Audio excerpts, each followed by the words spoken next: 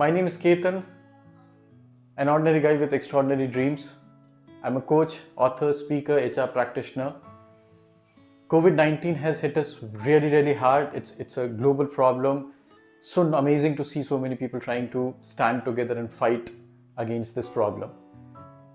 Huge gratitude to every single people who are trying to manage and run the essential services, administration, medical services. Brilliant work. Quite a few of us are now working from home, trying to ensure that remotely we still manage the organizations or the work that we are doing. That's our commitment to the nation and the work. Now, for me, every challenge is an opportunity, and I decided to share my experiences, my thoughts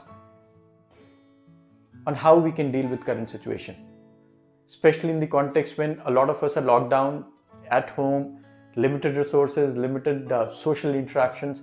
How do we deal with it? What do we get out of this opportunity?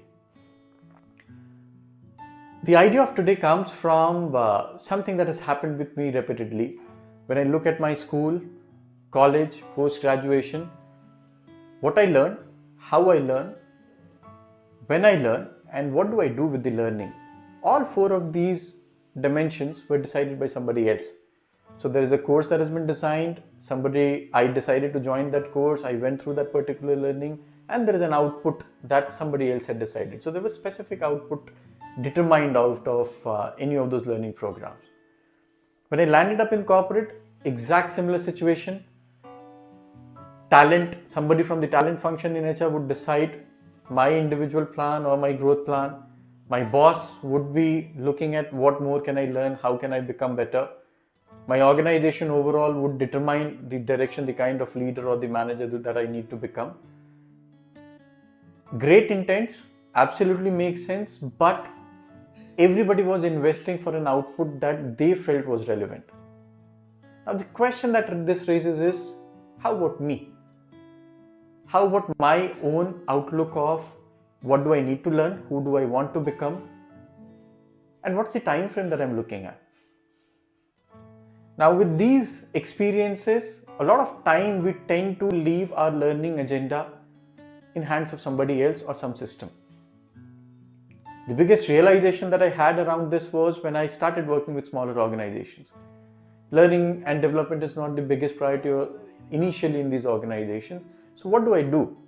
Should I stop learning? Absolutely not. Should I stop growing? Absolutely not.